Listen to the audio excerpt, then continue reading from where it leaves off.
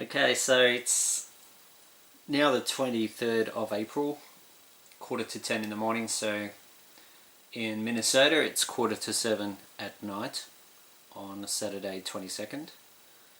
And in my last video I was saying I was going to talk about the dream I had of a 12-year-old zombie boy, which I am going to do.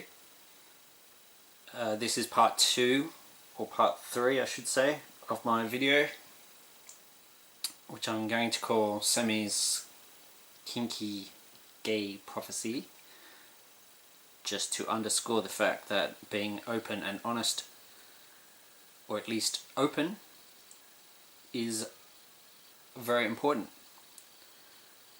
And how you go about being open is another matter, but not being closeted and secretive is always a good thing, because the mark of every psychopath is that they are secretive, they are sneaky, they're dishonest, closeted.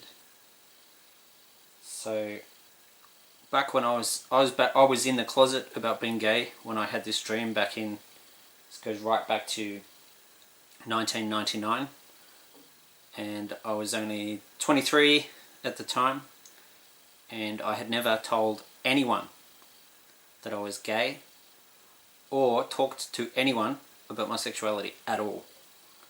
So I was completely on my own, and I was very, very troubled and having a lot of trouble with nightmares, bad dreams, night terrors, and I never had a clue what the reason was. I was probably so anxious and so full of so much tension and fear that I couldn't even think about what the cause might be.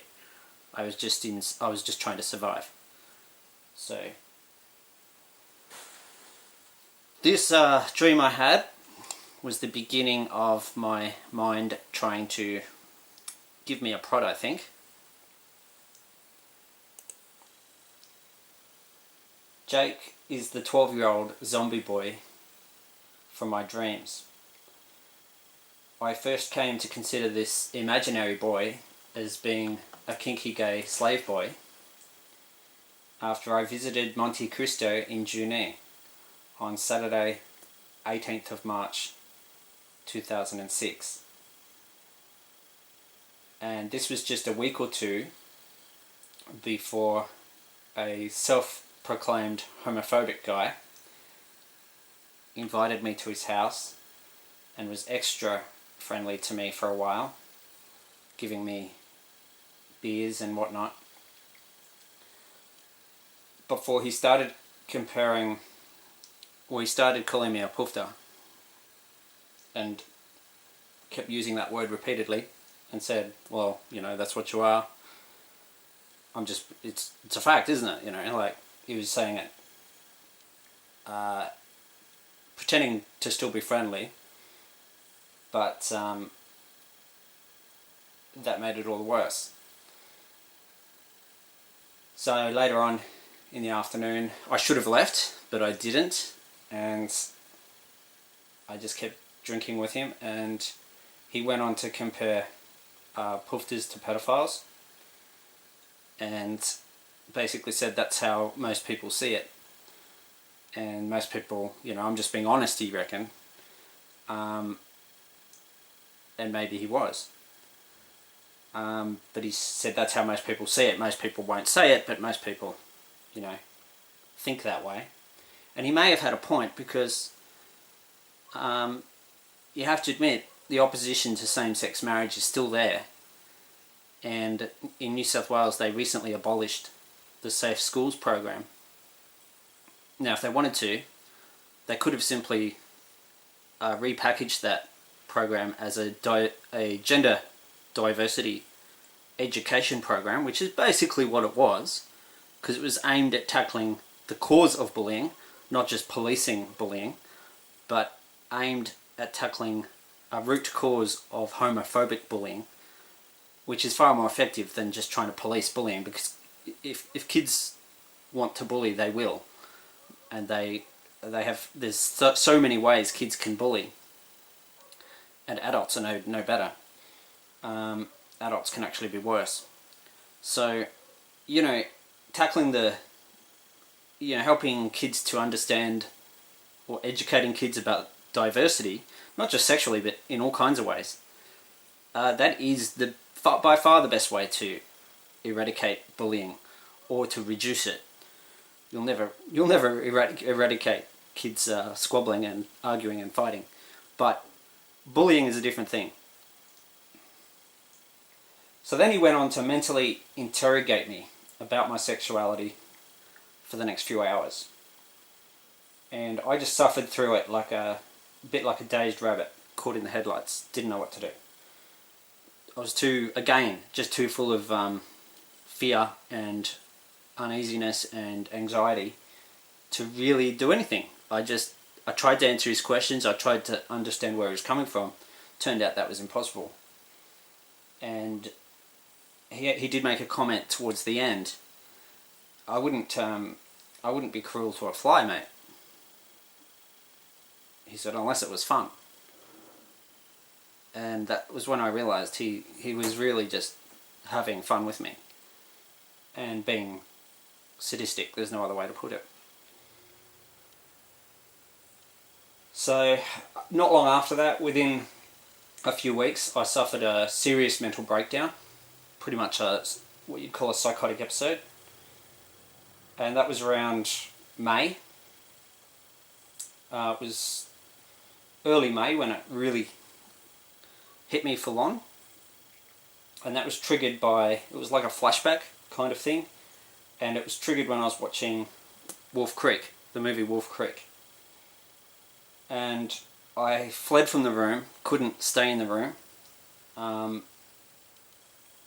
found myself running out of the room without even having decided to. So it was really scary.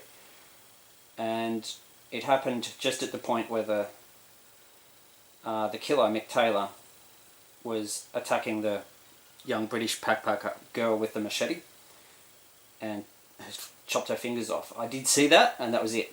I just went psh. And yet I've watched a lot of horror movies over the years, and I've watched a lot of stuff like that without having a problem. The difference this time was that a few scenes back in the movie, at the campfire scene, the killer made a comment about puffs. He was talking about Sydney, asking one of the young backpackers, something about where he comes from, what does he do, and he said, you're not a puff, are you, or something like that.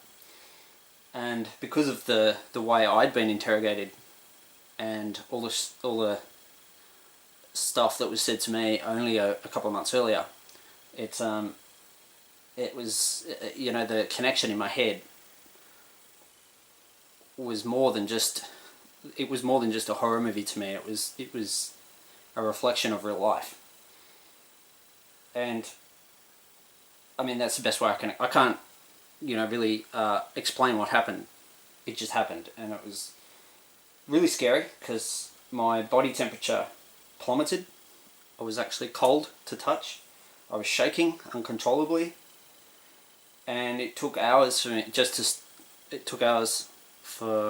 was my sister actually had to hug me to stop me from and it took ages. So it was really, really bad, and that's around the time I stopped working full time. I was in a pretty bad way for a long time after that.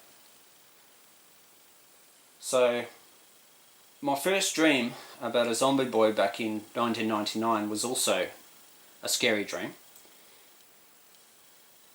but it was nothing like the fear I felt that night in May 2006. That was like nothing else I've ever experienced. It was just pure cold, stark cold terror. Whereas the boy from my dreams, I look back on him as being more of a comfort after that experience in 2006. And I actually asked the universe, the very night that guy got into me, I didn't ask God because I no longer trusted God. I no longer wanted anything to do with God or Christianity. But I asked the universe, please, can I swap places? If there's a good spirit out there somewhere, or a spirit that's like me, a like-minded spirit, can we swap places for a while? Because I need a break. And I really meant it, and I really requested it. And after that, I also wanted to find the guy who abducted me, or who attempted to abduct me back in 1989.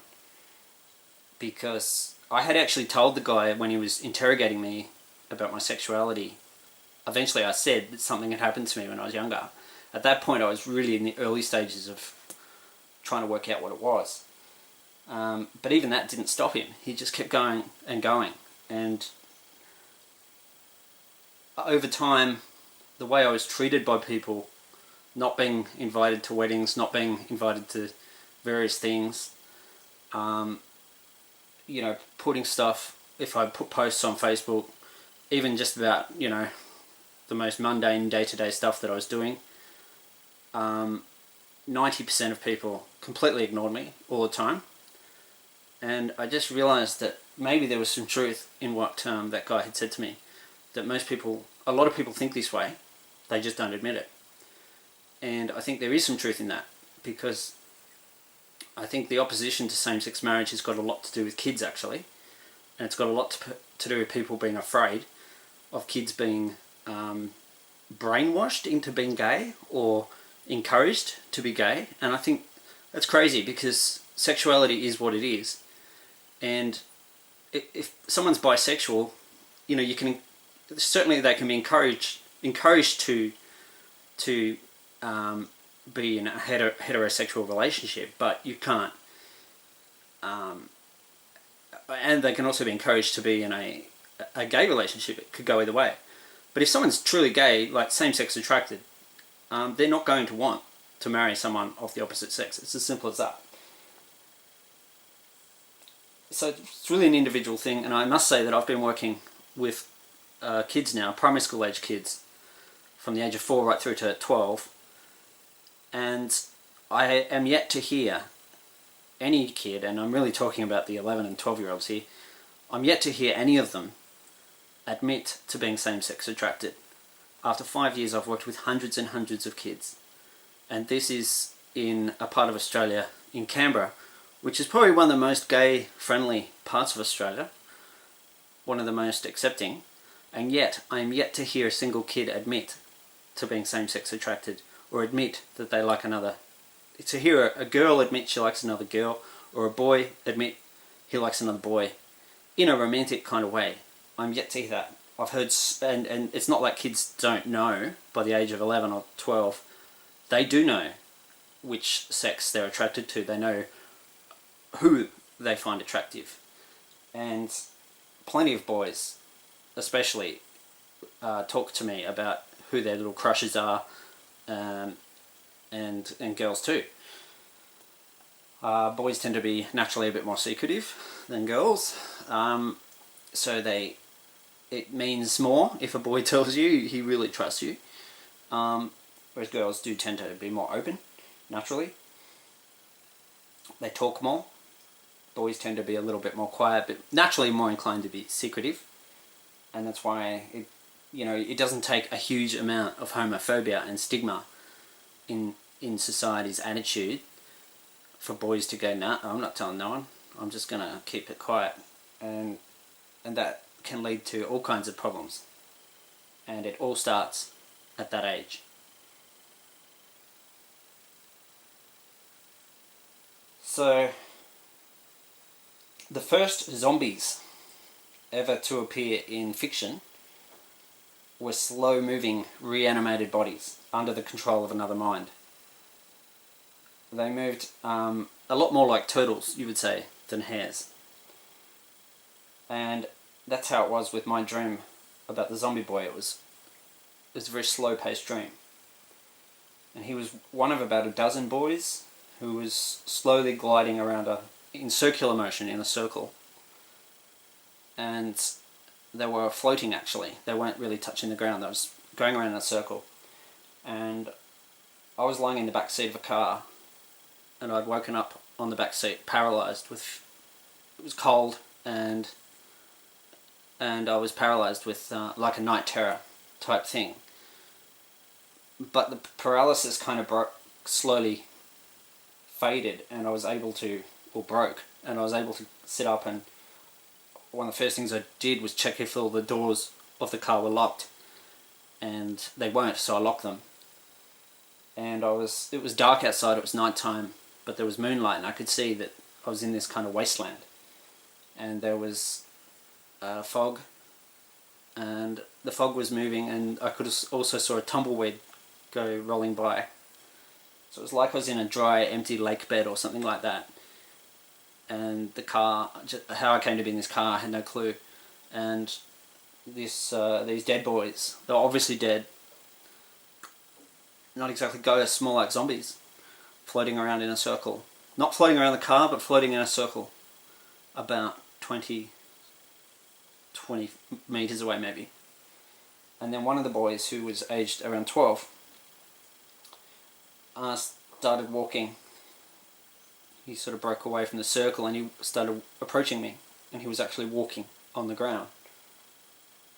And I was terrified, of course, because he was clearly dead. His face was pale white, and you could tell by his eyes. But at the same time, his eyes were actually looking at me. And it was nowhere near as scary as an actual dead body, but it was scary in another way, more of a supernatural way. So he was obviously dead, but yet he wasn't. He was obviously not. He was looking at me, he was walking. And he tapped his knuckles he came right up to the car, and he knocked on the window of the car, like he wanted me to let him in. And there was no way I was going to do that at all. Absolutely not.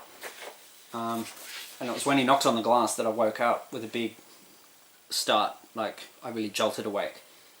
And I saw my reflection in the glass, because I was actually asleep on a bus at the time, and we were coming, ironically strangely, I was on a bus coming home from Taronga Zoo in Sydney, coming back to Canberra. And it was actually a school excursion, primary school excursion, and this is before I worked with kids. I had only gone on this excursion because I was injured and off work, and I was bored. I'd actually been burnt, and my arm was all wrapped up. And I was burned in an accident at Bathurst, up on Mount Panorama. And so when I jerked awake and saw my reflection in the glass, for a second it was the dead kid's face that I could see. And then I realised it was my face, and I realised it all came back to me, like I was awake. I was not in the car after all, I was in the bus. But I was scared for a long time after that, because I thought the dream had been a premonition. And I thought, what if the bus is about to crash, and everyone on this bus is going to die or something, that's what I was thinking. So I stayed scared for quite some time, and I was praying, like, please don't let the bus crash. Please don't let the bus crash. And I spent a lot of time in those kinds of states of mind, really scared, really fearful, really afraid, when I was in the closet about being gay. And that wasn't even the worst, wasn't even the scariest dream by any means. The night terrors I used to have were just shocking, where I'd wake up and it was like there was someone, holding me, pushing me, trying to kill me, squeeze me, or crush me. I used to have dreams that this guy that was like half snake, half man, like a demon, would grab me and try to crush me. And in some dreams he squeezed me so hard that, it was like I passed out from the pain and the suffocation. So, like, that's what I mean when I say being closeted is no joke. After a while, it really, if you're truly same-sex attracted and you're completely closeted like I was, it gets to a point where suicide becomes a really, like, would be a mercy. So, or death, you know. But it's no wonder to me that a lot of closeted gay guys do kill themselves. It's not surprising. Not at all. And it occurred to me later that back at the time I had my dream, when I woke up, we were around Marulan, about 5 minutes or 10 minutes after I woke up, we were at Marulan. So it occurred to me that as I was having that dream, we were probably going past Belanglo State Forest. And that was a pretty spooky thought. So that was in November 1999. And it wasn't until around January 2005, which was after I came out about being gay, and I noticed the way I interacted with people changed slowly after coming out. There was a lot of trauma involved in coming out. Like, it was definitely not easy. I was suicidal before I came out. I became more suicidal after coming out. Just because it was so... I was already so far gone. And then trying to deal with homophobia and people not treating you the same. And it's different to what I expected. The way people discriminate is not what I would have imagined. People can be very cruel in very subtle and indirect ways, and they can be very cruel to you without admitting that they're homophobic.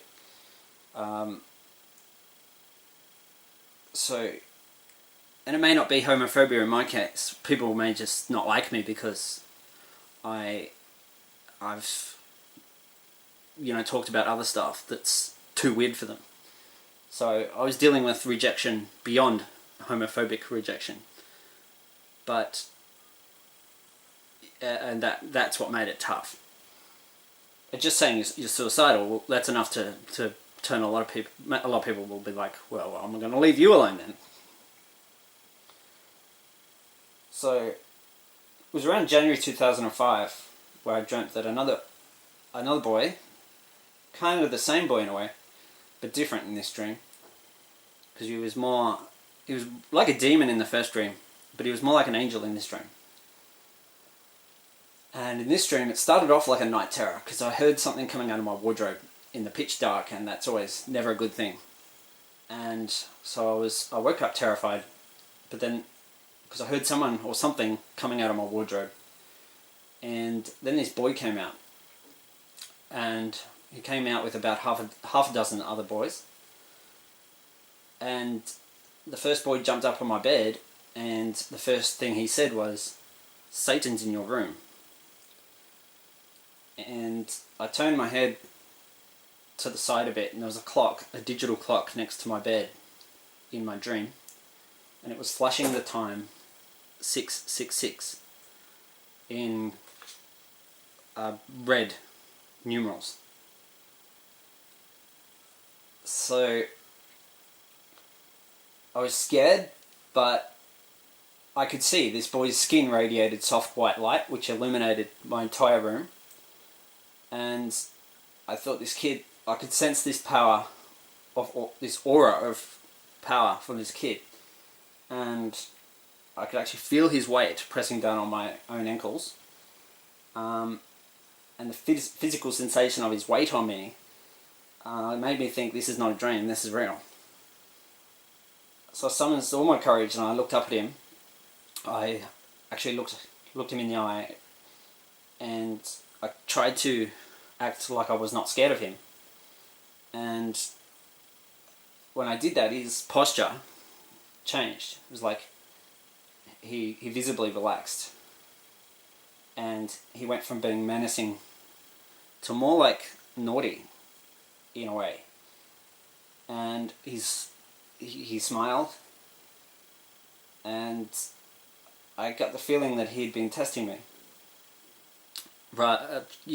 Deliberately testing my my fear, my response, and he seemed to approve of my reaction of not being afraid, and he jumped down off my bed, and his friends meanwhile were playing around with my computer, and the kid that jumped off my bed, he led the other boys outside, and I just got up and followed them.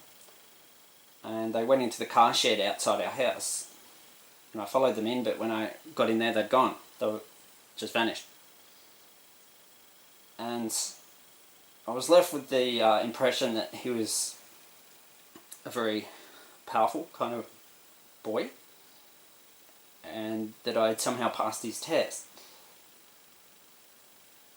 So I thought, wow. And I must say that kid reminded me of a real boy who I met not long before that, when I was working for Foxtel at the kiosk in the shopping mall. There was this gang of boys came up, and one of them came up one night, and this kid was probably 14 maybe, but he could have been 12 to look at, and he asked me to put the porn channel on. And I was like, I gave him the remote, and he said he knew the channels. So I thought, well, I knew it was locked. I knew there's no way you could get them on in the kiosk. So I just gave him the remote, and I said, go for it. And he did. He knew how to do it, but of course it wouldn't come up. And yeah, he ended up coming back a few times, and him and his friends were blowing up balloons one night and pretending they were condoms, and you know, they were bratty but fun, and they seemed to like me. So it was a bit like my dream was a reflection of that. So I had another dream around the end of 2006, and by then I was really struggling badly to survive the social isolation after coming out. And that's largely because a number of people by then had been really cruel to me, and some in a very direct bullying kind of way. And what I would call my psychic pain at the time had become so intense that I was waking up every morning with what felt like a tight metal band wrapped around my skull. It was like, I woke up just thinking, how am I going to take any more of this? And it was just getting worse. And another way I described it was that it felt like a spider had crawled into my brain overnight and injected me with some kind of terrible venom. And so I wasn't just feeling down, it was true debilitating physical pain that I was in. And a lot of that was caused by the intense sense of social isolation that I was feeling at the time. And the stigma that I copped back then was immense, just for coming out and saying I was gay. So I had actually been right not to come out sooner, because it would have been even worse had I come out earlier than that. And I don't think I would have survived it.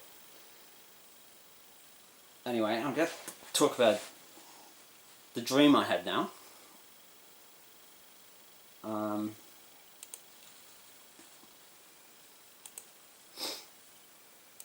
Might put different photos on. Ooh, it's a good one.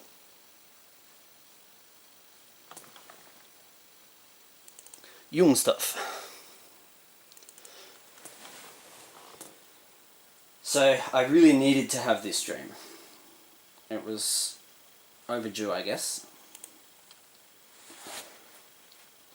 Or it was just on time. In this dream I was sitting on the front steps of my old high school, which was a Catholic high school in Canberra. It was a tall brick building with green marble pillars out the front. And another boy was sitting next to me, and he was a few years younger than me. I've always been attracted to guys. Well, when I was young I was attracted to guys the same age or a bit older. When I was very young, like 10. But I was sort of looking up to the bigger boys. But by the time I was in my late teens, I was more interested in guys that were a bit younger. And that trend continued. As I got older, I sort of my sexuality didn't really move on, because I wasn't engaging with anyone. I didn't know any other gay guys. I wouldn't look at porn because I was like too good a little Catholic to do that. And so yeah, the school was a very significant place to be, and this boy sitting next to me was a few years younger, but emotionally I felt on the same level as him, felt very close to him, and it was like he was my best friend, or maybe even more than my best friend. And there was definitely a strong underlying current of sexual attraction in this dream. He was actually holding my hand and we were talking. And I had not actually felt that close to anyone in a long time. So I would describe the feeling of being sitting there on the steps with that boy as one of just blissful, warm connectedness. It was absolutely awesome. And then this man came out the front door of the school and bounded down the steps, which forced us apart for him to come through. After the guy went past, the boy had to go, my friend had to go, and I knew he had no choice. But before he went, he kissed me. He planted a really hot kiss on my mouth. Not just a quick kiss, but a long, sexy kiss. A warm, sweet, beautiful kiss. And it lasted a long time. It was heavenly. And I woke up with the taste of this boy's kiss still in my mouth. And I was just left with this warm glow on the inside that lasted not just for minutes or not even just hours after the dream, but for days and maybe even weeks. And it kind of helped me deal with everything else that was going on. It was sort of like going from the photos I had on before to these. It was just it just gave me something that allowed me to keep living, basically. And to be honest, I felt blessed because I felt like I'd been kissed by an angel. So then, around 2007, I gave the name Jake to the boy for my dreams. So I'd had 3 different dreams which were all quite different. In one he was definitely a demon. In the next dream he was like half demon, half angel.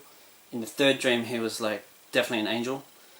And I ended up giving him the name Jake. And the reason I did that was because, well, the way that happened, there's no real reason. I had a friend who played a prank on me, and this friend of mine was actually bisexual, I think, and he played a prank on me, which basically it was, you had to put the name of the person you had a secret crush on, and I fell for it and did it, so the answer got sent back to him. And I had fortunately not put a terribly honest answer, but I decided to do a revenge prank on him by setting up a fake email account, and my prank actually didn't work because I sent it to the wrong email address. But the name I invented for my new email account was Jake Towers, and Jake was definitely a 12-year-old boy in my imagination, and I eventually googled, or wasn't too long actually, I googled the name Jake Towers, and that's how I discovered The Dark Tower by Stephen King, because there's a boy in there named Jake Chambers. So of course when I googled Jake Towers, it brought up The Dark Tower with Jake Chambers as a character, who was an 11-year-old boy, which I found intriguing, and that was also the name that led me to find the street in Sydney, where I ended up finding the house, which I believe was the house of the Aquarium Man. And the Aquarium Man was the name I had always given to the guy who approached me when I was 13, because one of the things I did clearly recall was him offering, or basically he was bribing me, I guess, to go and look at an aquarium. That was around Wednesday, 6th of December 1989, so I was 13, it's my birthday in a few days, so I turned 13 on, it was a Thursday, 27th of April 1989, and so by December I was 13 and a bit more than a half. So yeah, that's probably where I will leave. Or I might do it, I might just, yeah, I'll leave it there for now, because I think that's enough. And I'll be back to do another video shortly. I actually might do, I might actually read a little bit more before I finish.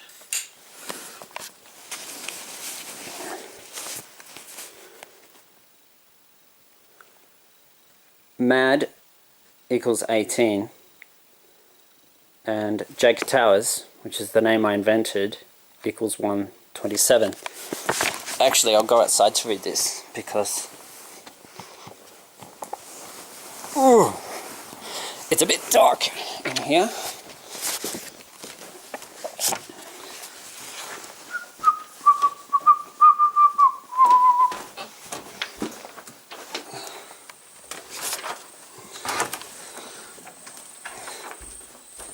Oh, that's better. Ooh, there was a lot of lightning around last night too, out that way. It was the most lightning I've ever seen in April. Very unusual and not what you expect to see on the 22nd of April. So I think that's better.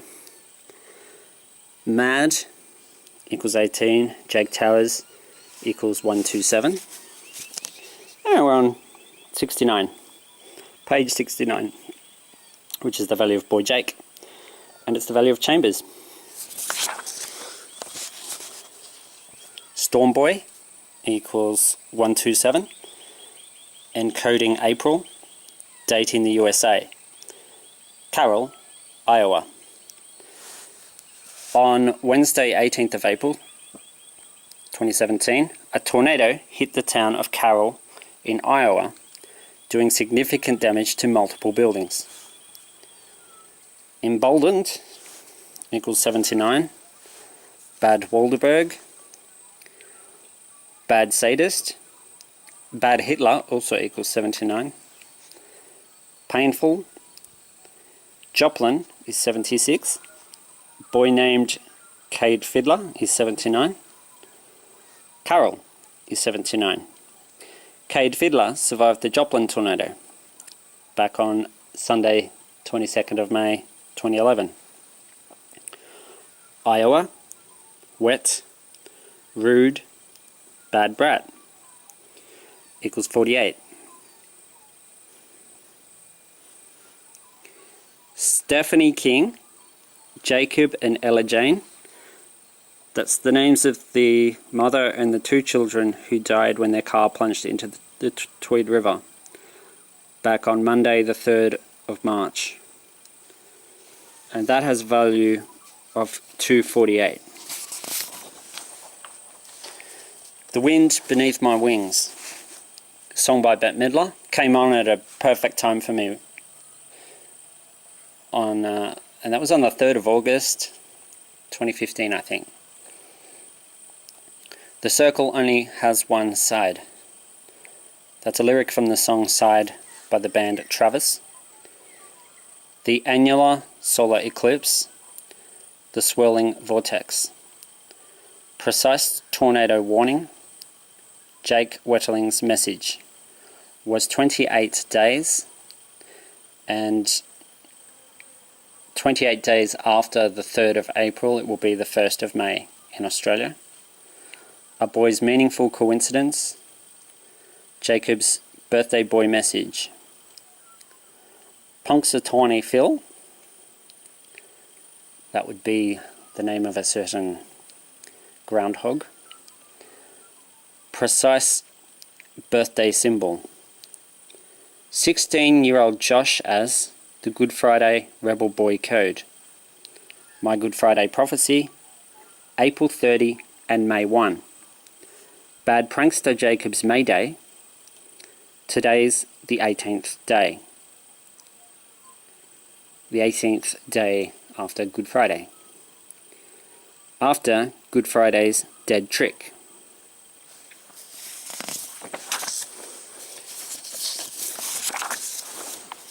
Today's the 18th day after Good Friday's dead trick. Unexpected development. This is the 18th day after the queer boy's death. The Minnesotan Storm Boy. The storm on Jacob's birthday. And now we have changed to 284 from 248. The storm on Jacob's birthday, the Good Friday code of 321. Jake Wetling, the rude boy, whipped with an electrical cord on Friday, March 29. Good Friday 2013. May 10, 2013. 42 days later, there was an annular solar eclipse. Synchronous universe. Just look at this coincidence. Bad 16-year-old Joshua code. 16-year-old Josh flogged April 30th, May 1st. Both fascinating and frightening. January 2007. Yes, trust a wasp to come now. January 2007 was a couple of years before Nathan Breeze died in the 2009 Black Saturday bushfires, and it was about 3 years before I first read about Jacob Wetling, who was listed as a missing child from Minnesota. When I saw Jacob's photo, I knew he had something to do with the boy who had visited me in various dreams I'd had. I didn't start to consciously connect Nathan Breeze to Jacob Wetling till around 2014 or so, or maybe early 2015, when it came to me that Nathan was Jacob's soulmate. On some level, I had seen this in Nathan's eyes, in his face, and I saw that the very first time I saw his photo in a tribute video to the victims of the Black Saturday bushfires. There had been something very Nathan, as well as very Jake, about that boy who came out of my wardrobe before jumping up on my bed and telling me that Satan was in my room. It wasn't long before I combined the two names into an older and more intensely sexual fantasy gay fetish boy of Jacob and Nathan. Jayton is the 16-year-old teenager from the combined imaginations of me, Jacob Wetling, and Nathan Breeze. The name Jayton is a blend of letters from Jake and Nathan, and also from Joshua, or Jesus, and Satan. Jayton also has a darker twin named Demas. Bad Angel equals 46. Jake and Flash Vein Jayton. Demas. Jake's Bad Candle. And another thing that lands on 46 is Frog. Jayton is a blonde-haired, kinky gay adolescent boy, aged 16, so not yet of legal age, but definitely a sexual boy. 16 is actually the peak of sexual, what would you call that? Sexual prowess for a male is 16, and fertility. So he's a kinky gay adolescent boy, age 16, who really doesn't mind getting spanked too much at all. Today, Saturday, 22nd of April 2017, and it still is that date in Minnesota right now. I guess it would be about 8 o'clock, coming on towards 8 o'clock at night, in Jake's old hometown of St. Joseph, where his family still lives, in Minnesota. And today is 182 days after the 27th anniversary of Jacob Wetterling's abduction, which was on Sunday, 22nd of October 1989, and today is 183 days before the 28th anniversary of Jacob Wetterling's abduction, which will be on Sunday, 22nd of October 2017. And the halfway point, as I've already mentioned, is 183. And that means actually we're not quite at the halfway point yet, we're close. But because you can't divide 365 days evenly, you would actually be halfway through the following day, Jake's time. So late today will be the true halfway point between the anniversary of his abduction in real time. And 73, that's the page we're up to, and that's the value of, it's the value of sexy, boy Jacob, and Jake's code. So yeah, I'm going to leave it there because that's enough for one video. Isn't that a cool storm cloud? Check out the fog coming in underneath, that is awesome. So I guess maybe that's Jake telling me that this prediction, this prophecy of Sammy's and Jason's, maybe it is actually about a storm, a thunderstorm.